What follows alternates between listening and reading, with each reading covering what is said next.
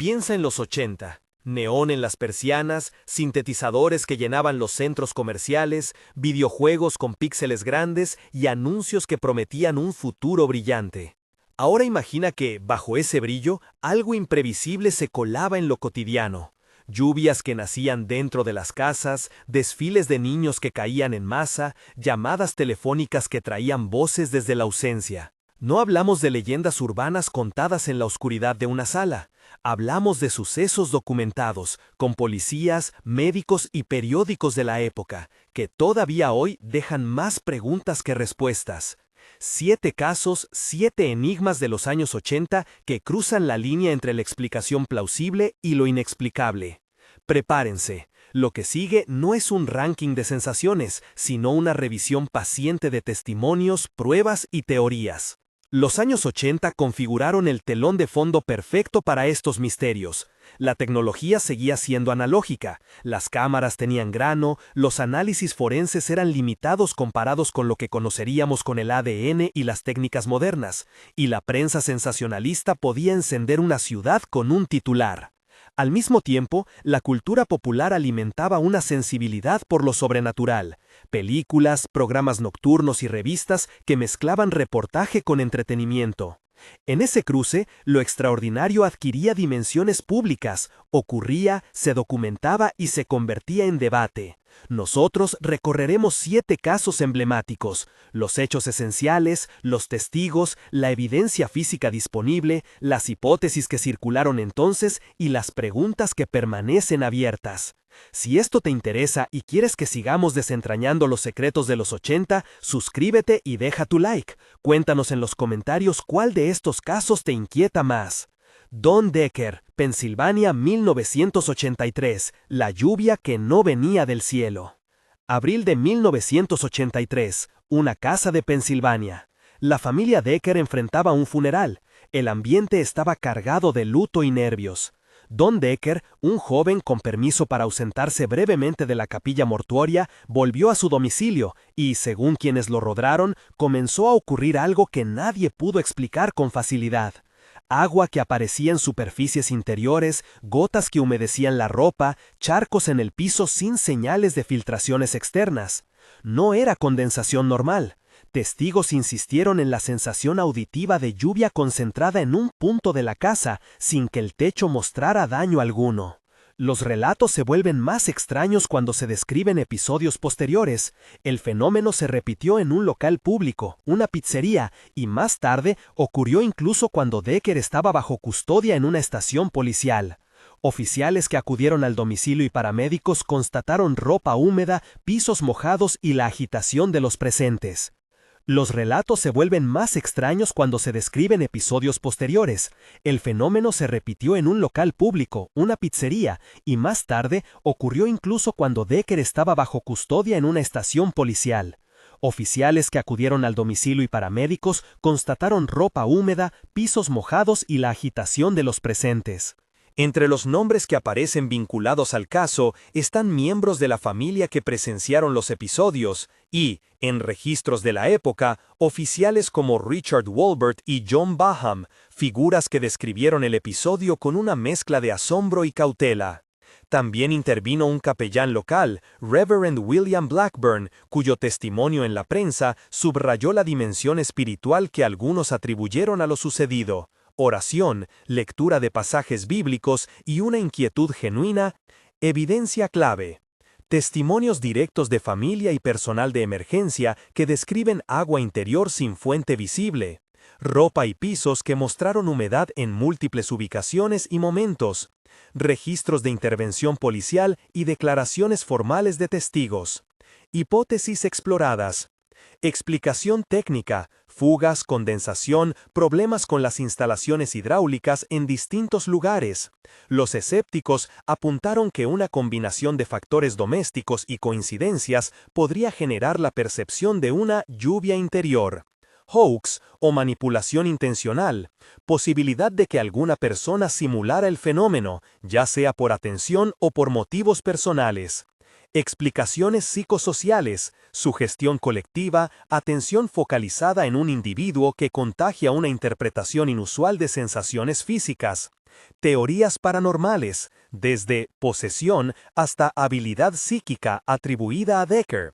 Estas aparecen en reportes periodísticos y en testimonios de quienes interpretaron lo ocurrido en clave espiritual, pero nunca fueron presentadas como hechos probados. Estado actual. El caso sigue siendo recordado como uno de los episodios más desconcertantes de la década. No existe una conclusión forense categórica que explique todas las observaciones.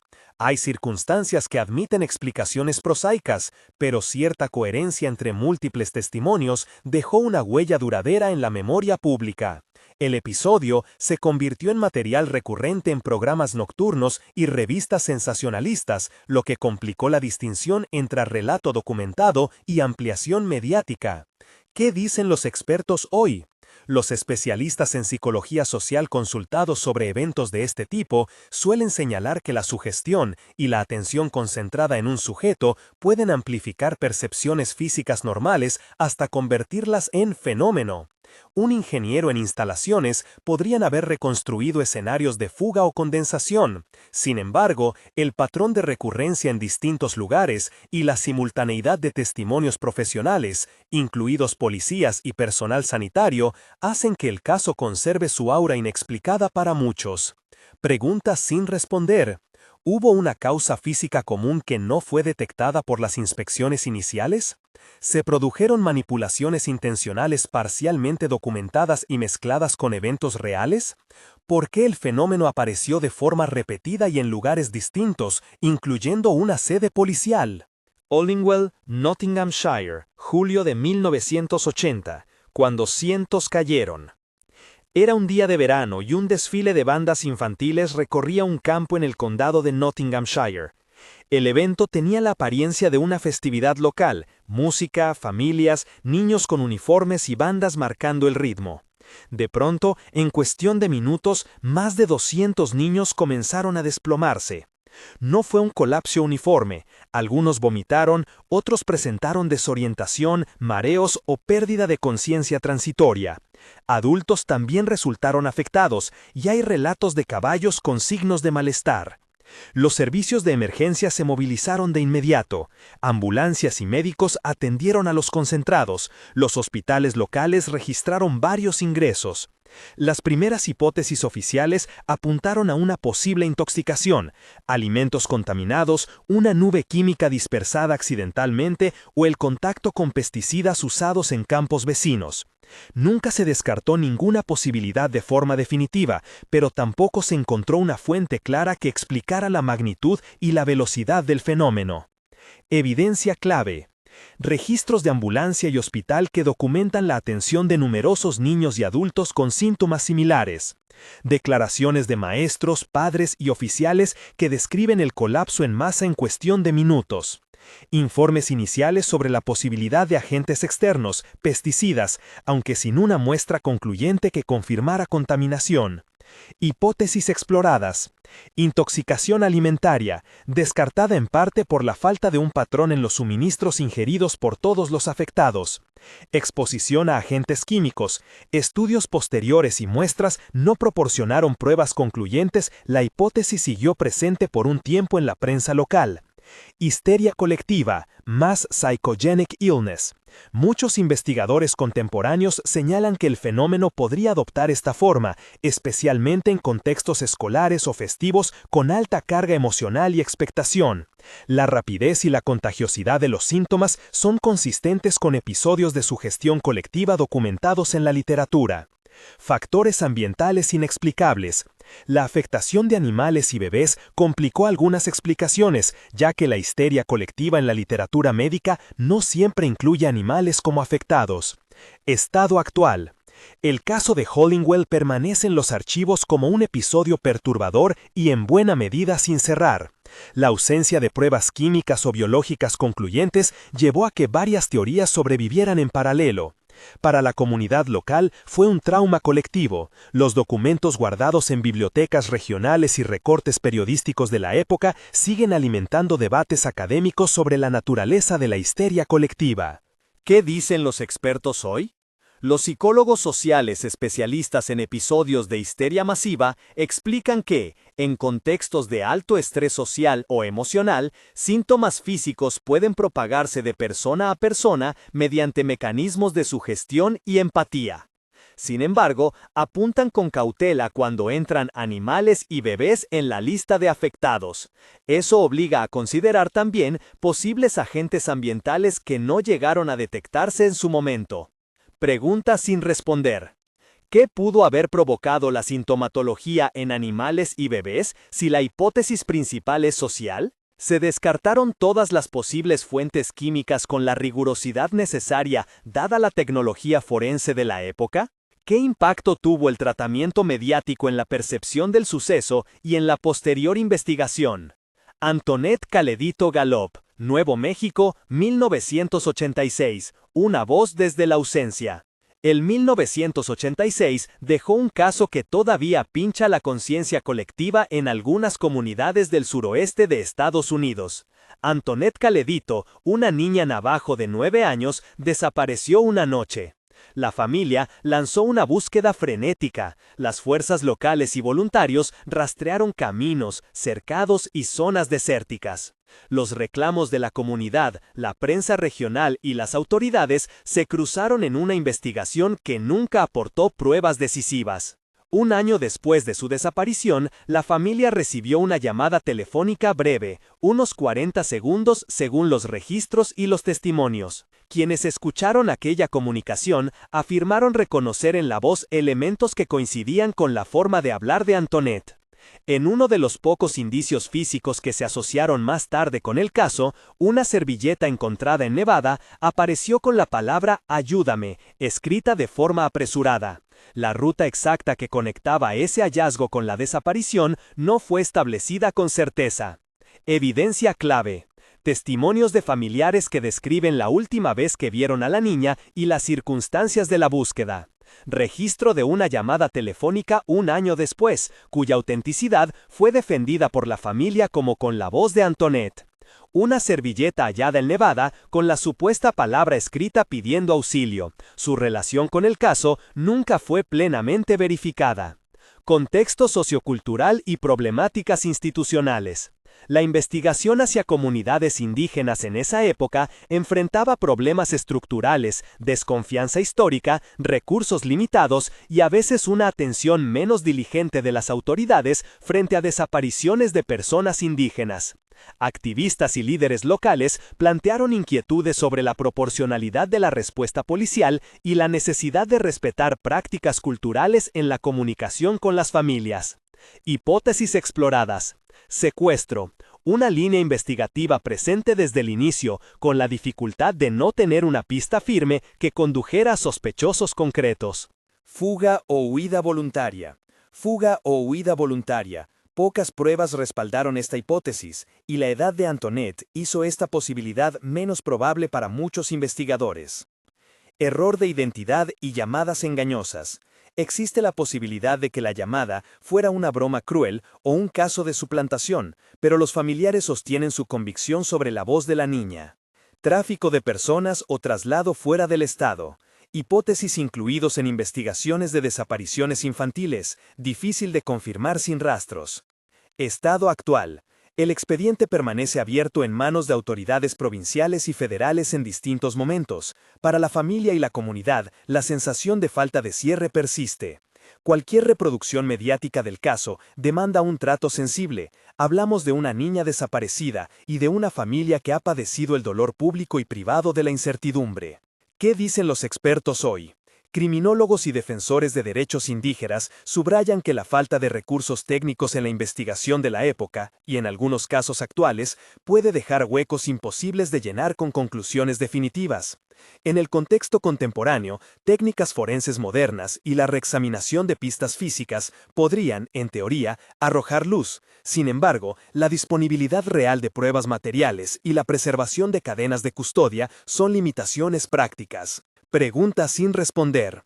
¿Quién realizó la llamada y qué grado de verificación acústica se llegó a hacer en su momento? ¿Hubo fallas institucionales que impidieron seguir pistas clave? ¿Qué responsabilidad tienen los medios en la difusión de rumores que terminaron afectando la percepción pública sobre la familia? Hill Downclay, Yorkshire, diciembre de 1987, la foto que no debía existir. Diciembre de 1987, un páramo en Yorkshire. Un oficial de policía, en algunos relatos identificado como Philip Spencer, las fuentes de la época emplean variantes en los nombres y la ortografía del lugar, por lo que algunas crónicas lo consignan como Hill Claymore o con otras variantes, patrullaba una zona cuando observó algo que lo dejó desconcertado. Una pequeña criatura o figura que, según describió, no encajaba en ninguna fauna local conocida. El oficial tomó una fotografía con la cámara que portaba. Según su relato, después del encuentro ocurrió una anomalía temporal. Instrumentos como un reloj y una brújula mostraron lecturas inconsistentes, y el tiempo registrado en su memoria no se alineaba con la cronología física. El negativo fue analizado posteriormente por técnicos de Kodak, quienes declararon no encontrar signos evidentes de manipulación fotográfica. Eso no cerró el debate. La foto era borrosa, con un grano que permitía muchas interpretaciones, pero la declaración de un laboratorio con base técnica alimentó tanto a quienes creían en lo extraordinario como a los escépticos. Evidencia clave. La fotografía tomada por el oficial y el negativo sometido a análisis técnico por un laboratorio. Declaraciones del propio policía sobre pérdida de tiempo, alteraciones en instrumentos y una experiencia que él describió como una abducción parcial o examen bajo hipnosis en investigaciones posteriores. Registros de sesiones de regresión hipnótica en las que el testigo relató detalles de exámenes, visiones y sensaciones físicas que, para algunos, remitían a narrativas de abducción. Hipótesis exploradas. Fraude o montaje fotográfico. Escépticos sostienen que, con la grana y la baja resolución de la época, era sencillo crear una imagen engañosa o interpretar cualquier mancha como algo extraordinario. Error de identificación. Seres animales, sombras o efectos de luz podrían dar la impresión de una figura inusual en una imagen borrosa. Error de identificación. Experiencia psicológica del testigo. Estrés, fatiga o sugestión podrían generar recuerdos alterados o interpretaciones intensificadas de sucesos naturales. Intervención del laboratorio inexplicable. La conclusión de los técnicos sobre la integridad del negativo complicó las explicaciones sencillas y dio pie a que ufólogos sostuvieran la autenticidad parcial de la foto. Estado actual. El episodio se inscribió rápidamente en la tradición ufológica británica como uno de los relatos icónicos de la década. La coexistencia de un testigo con credenciales profesionales, un agente de policía y un análisis técnico que no detectó alteraciones catapultó el caso a debates públicos y a la literatura ufóloga. La contrapartida fue que la imagen continúa siendo interpretada de maneras divergentes, evidencia para unos, ilusión para otros. ¿Qué dicen los expertos hoy? Analistas forenses de imágenes modernos revisan casos anteriores con herramientas digitales que permiten una lectura más minuciosa de pixelado y patrones. En ausencia del negativo original o de un archivo con cadena de custodia clara, los resultados siguen siendo discutibles. Psicólogos forenses señalan que las regresiones hipnóticas son controvertidas, pueden generar recuerdos construidos o contaminados por preguntas sugestivas. Pregunta sin responder. ¿Existe el negativo original con cadena de custodia intacta? ¿Qué tanto influyeron los procedimientos de hipnosis en la construcción del relato del testigo? ¿Por qué algunos instrumentos se comportaron de forma anómala según el policía y no hubo una explicación técnica concluyente? Al cerrar este cuarto episodio, el eje del misterio se vuelve cada vez más nítido. Testimonios de buena fe, pruebas materiales que admiten múltiples lecturas y una prensa que en ocasiones convirtió incertidumbres razonables en narrativa definitiva. A medida que los relatos se acumulan, también crece la sensación de que la década de los 80 articuló un paisaje cultural que facilitó la difusión de lo insólito. Cámaras granulosas, titulares ruidosos y una población dispuesta a encontrar significado más allá de lo visible. Estamos a punto de entrar en casas donde la oscuridad sonaba en los electrodomésticos, en testimonios donde lo doméstico fue convertido en territorio de lo inexplicable. El siguiente caso que abordaremos está ligado a una vivienda en San Pedro donde los aparatos fallaban, un olor persistente se negaba a disiparse y una familia afirmaba recibir ataques que no lograba explicar. Antes de avanzar, recordemos que, en cada episodio que seguimos, es imprescindible separar lo que se documentó de lo que se interpretó. Los archivos conservan transcripciones de llamadas, fotos, informes policiales y recortes de prensa. Algunos materiales fueron verificados por profesionales de su época, otros permanecen como declaraciones sin corroborar.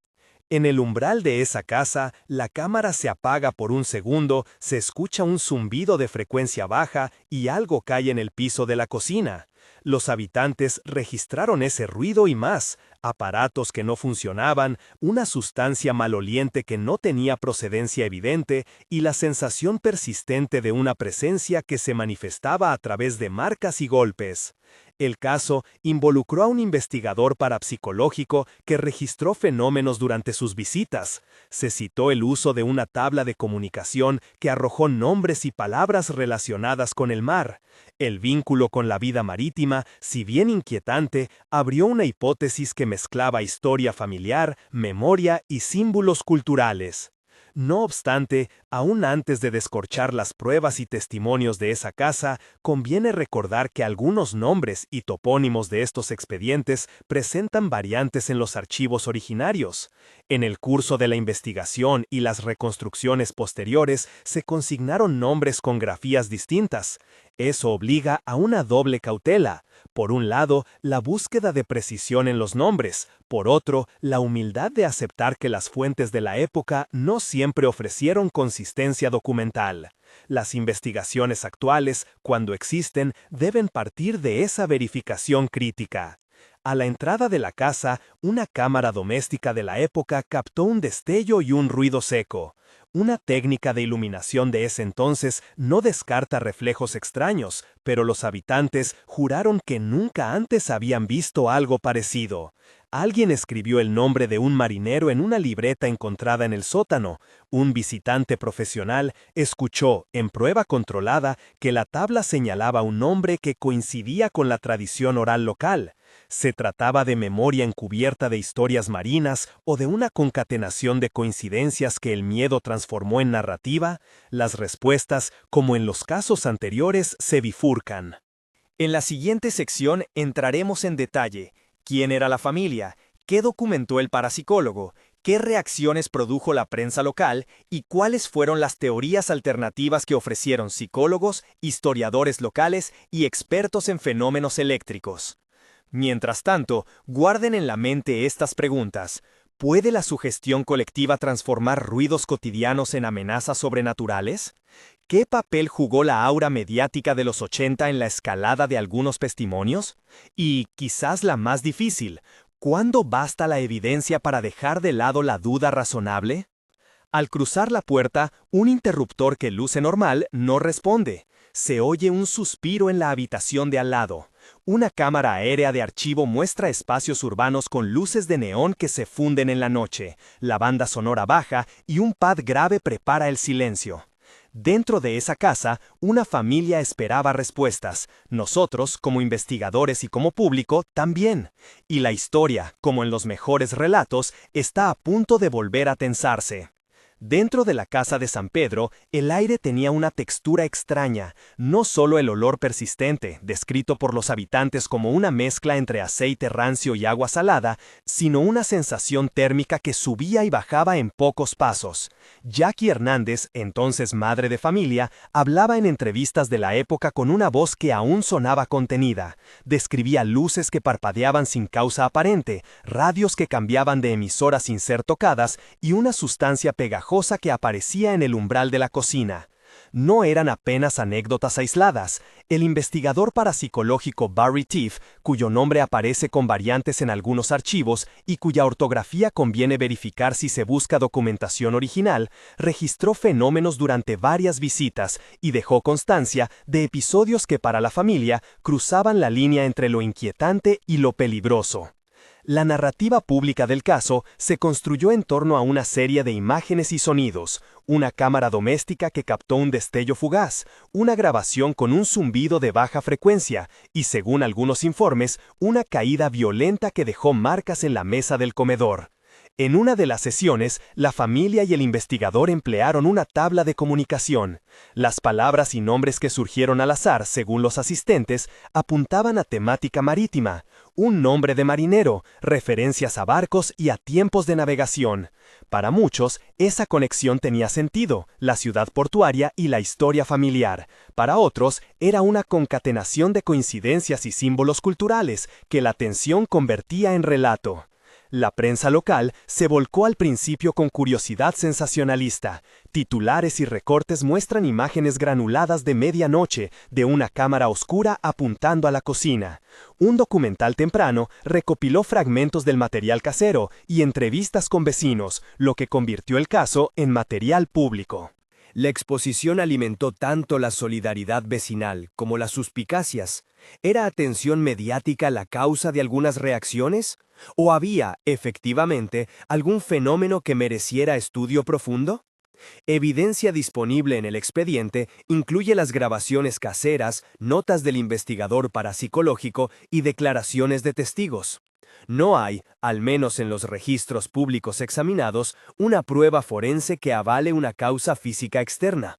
No fue hallada una toxina identificable ni una fuente electromagnética que explicara los fallos eléctricos. Los ataques físicos reportados, en el sentido de golpes o empujones que algunos miembros de la familia afirmaron sentir, no dejaron heridas que permitieran una corroboración médica concluyente. Sí, en cambio, dejaron un rastro psicológico y una sensación de vulnerabilidad que cambió la vida de quienes los vivieron. Las hipótesis que circularon se repartieron en varios ejes. Desde la perspectiva escéptica, algunos técnicos propusieron explicaciones naturales: fallos en el cableado doméstico, condensaciones inusuales asociadas a estructuras antiguas y, en casos concretos, la posibilidad de fraudes o exageraciones inconscientes amplificadas por el estrés. Los parapsicólogos vieron en la recurrencia y la especificidad de ciertos fenómenos, la sustancia, el olor, la consistencia de los relatos, elementos que sugerían una interacción con algo más que simples coincidencias.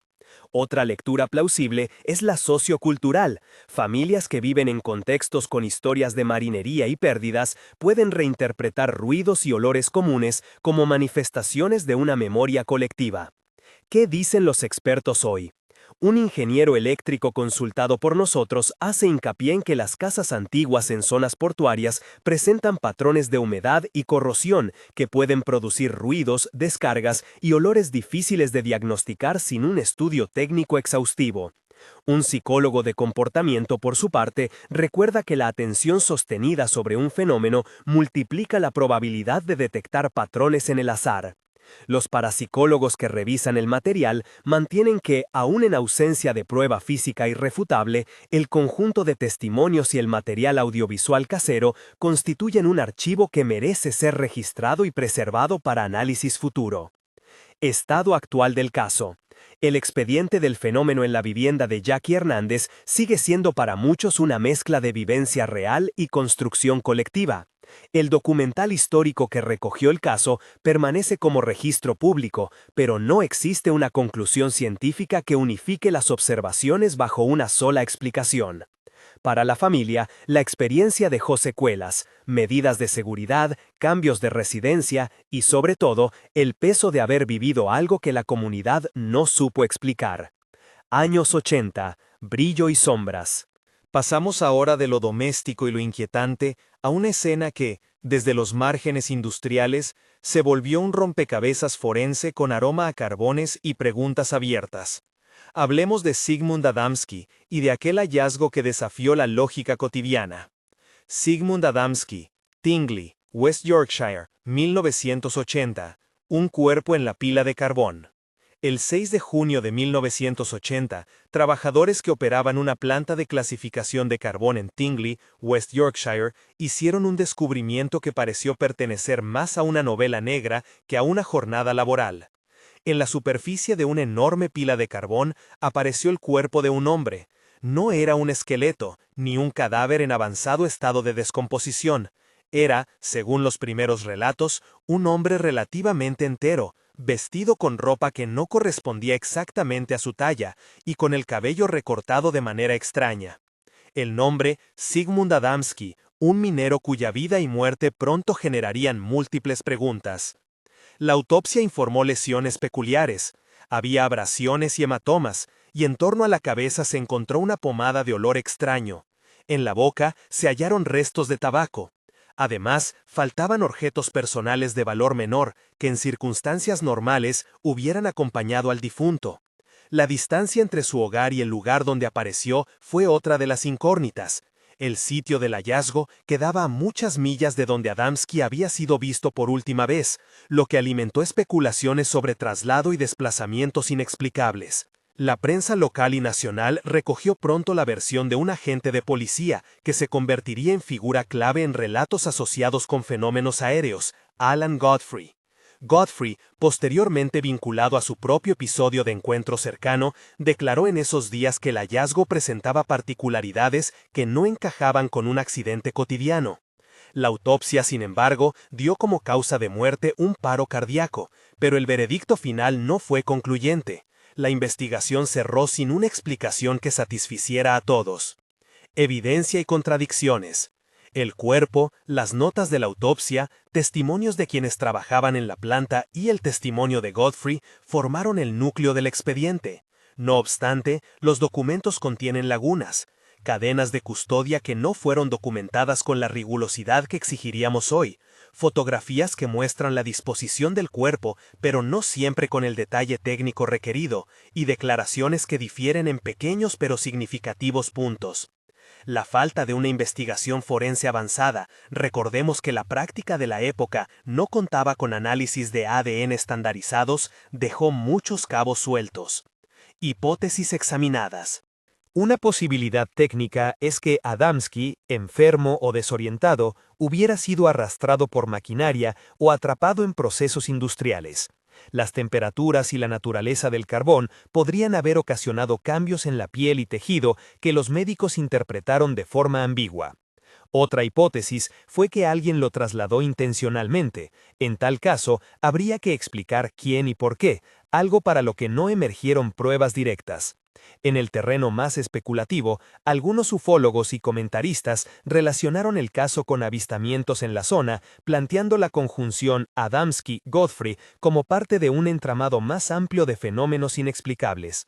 Es importante repetir, esas lecturas paranormales no cuentan con evidencia científica que las respalde y se mantienen como interpretaciones alternativas.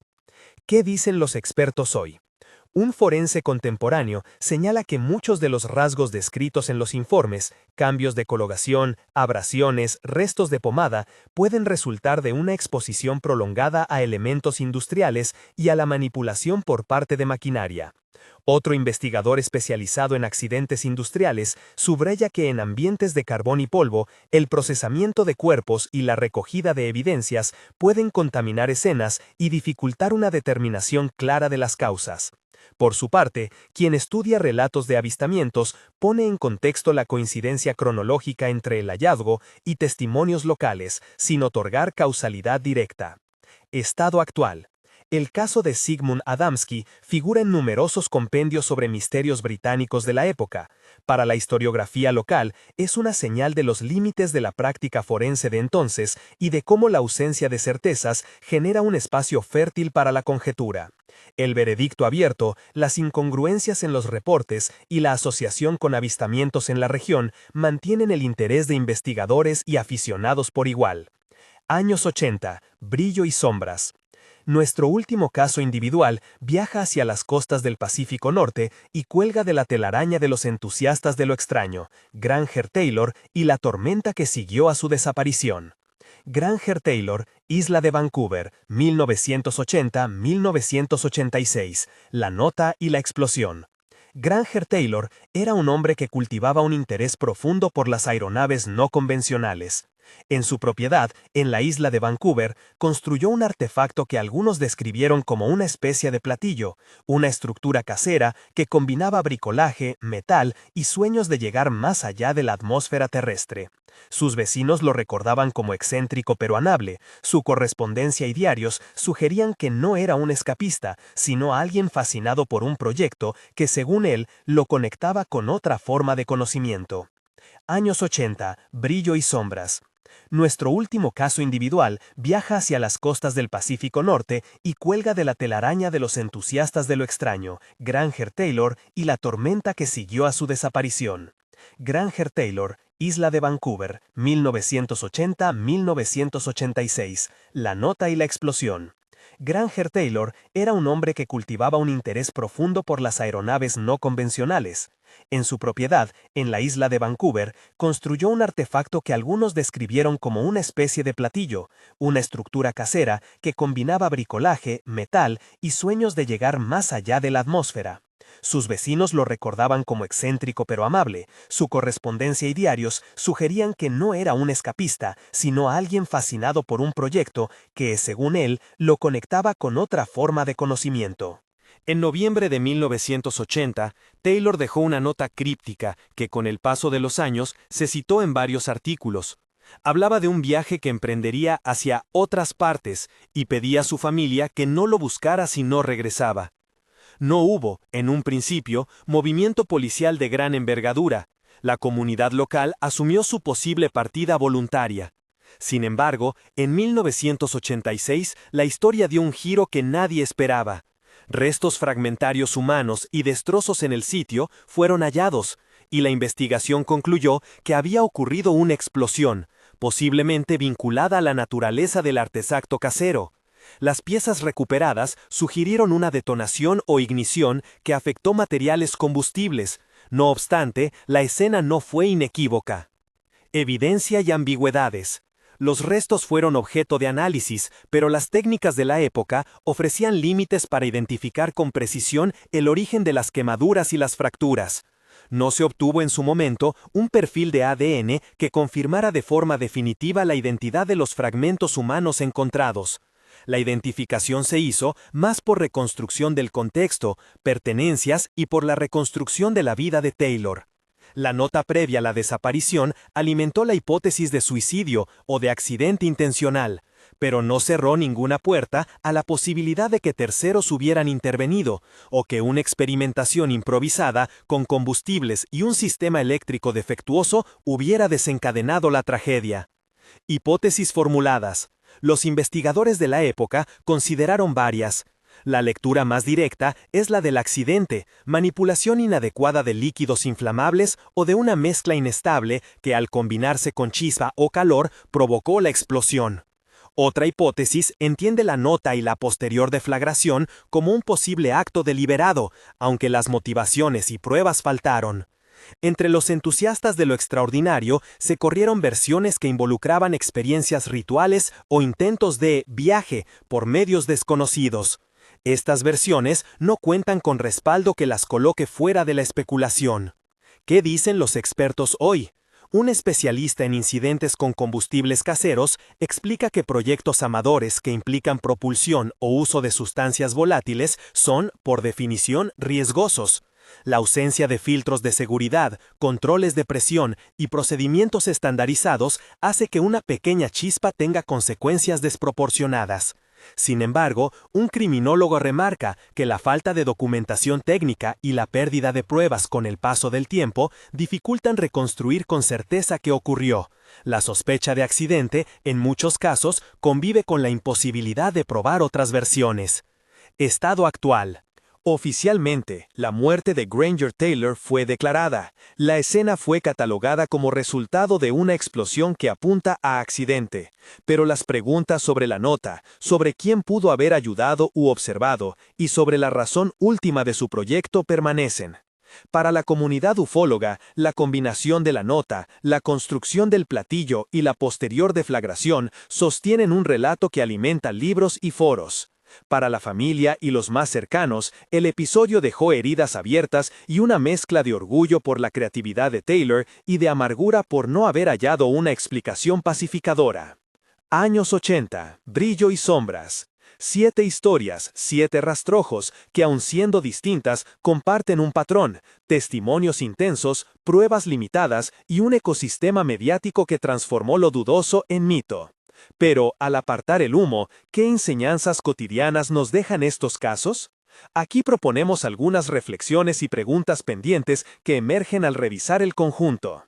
Primero, la fragilidad de la evidencia contemporánea.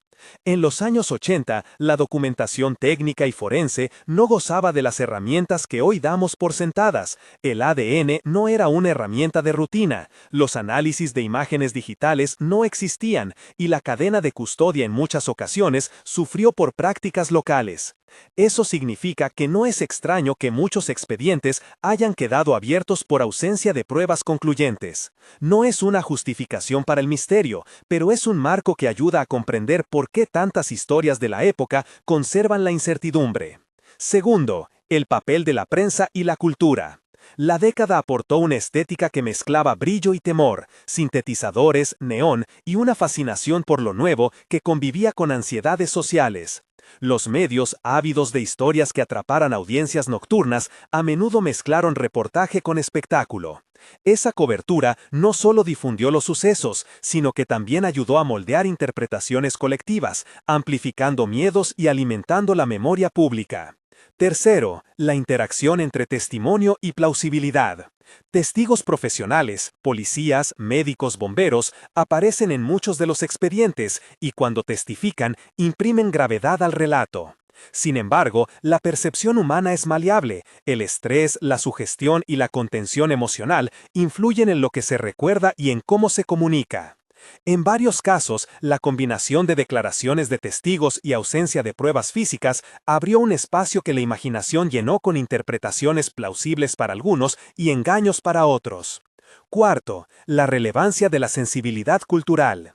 El caso de Antoinette Caledito expone un punto crucial. Las desapariciones y eventos que afectan a comunidades indígenas o marginadas requieren un tratamiento que entienda contextos de desconfianza institucional y desigualdad en el acceso a recursos. La forma en que los medios y las instituciones respondieron entonces dejó huellas en la relación entre esas comunidades y las autoridades que aún hoy se perciben. Preguntas que quedan, caso por caso. ¿Qué pruebas físicas, hoy reexaminadas con tecnología moderna, podrían aportar un giro definitivo en alguno de estos expedientes? ¿Qué archivos se han perdido y cuáles permanecen intactos en bibliotecas locales? En casos como el de Don Decker, ¿sería factible reconstruir una hipótesis técnica completa mediante estudios de instalaciones y testimonios contemporáneos? En Hollingswell, ¿existen muestras ambientales almacenadas que permitan descartar agentes químicos con técnicas actuales? En el caso de Antoinette, ¿se habría podido obtener más información con protocolos sensibles culturalmente y con recursos federales más coordinados? Para la foto de Il Claymore Hill, ¿quedó el negativo original con cadena de custodia que permita un análisis forense de imagen hoy? En la casa de Jackie Hernández, ¿se preservó alguno de los videos originales en formatos que puedan digitalizarse sin perder metadatos? Respecto a Sigmund Adamski y Granger Taylor, ¿podría alguna reexaminación forense moderna arrojar conclusiones más sólidas sobre causas y circunstancias? Lecciones prácticas. Para investigadores actuales, estos casos insisten en la necesidad de docencia cruzada, forenses que entiendan sociología, periodistas que respeten protocolos de investigación y servicios de emergencia que documenten escenas con rigurosidad. La mezcla de sensibilidad, técnica y prudencia es la base para que un misterio deje de ser solo rumor y avance hacia la verdad. Cierre emocional y llamado a la reflexión. Hemos viajado por océanos domésticos de miedo, por campos donde cientos cayeron, por desiertos donde una llamada encendió esperanzas y por páramos donde un clic dejó una imagen para la historia. Cada caso tiene rostros, familias que perdieron la tranquilidad, vecinos que vieron lo imposible, policías que, con mejores o peores respuestas, intentaron ordenar el caos. En todos ellos, el hilo común no es la respuesta, sino la pregunta: ¿hasta dónde alcanza nuestra capacidad de explicar? Prepárate para el impacto es una invitación ambivalente. No se trata de buscar sensacionalismo, sino de asomarnos a la frontera entre lo conocido y lo narrado, con curiosidad y con respeto. Los archivos de los años 80 no son objetos de entretenimiento, son registros humanos que merecen cuidado, verificación y, cuando sea posible, la reivindicación de verdades que alivien a quienes quedaron con la incertidumbre como herencia. Si este recorrido te dejó con preguntas o teorías, compártelas abajo. Cada comentario construye memoria y nos permite seguir desentrañando historias. Suscríbete para que podamos seguir investigando juntos estos rincones donde el brillo de una década convivió con sombras que aún hoy nos interpelan. Años 80, brillo y sombras. Guarda esa frase como una pista y vuelve cuando quieras. Los archivos nunca dejan de susurrar, y nosotros estaremos aquí para escuchar con rigor y respeto.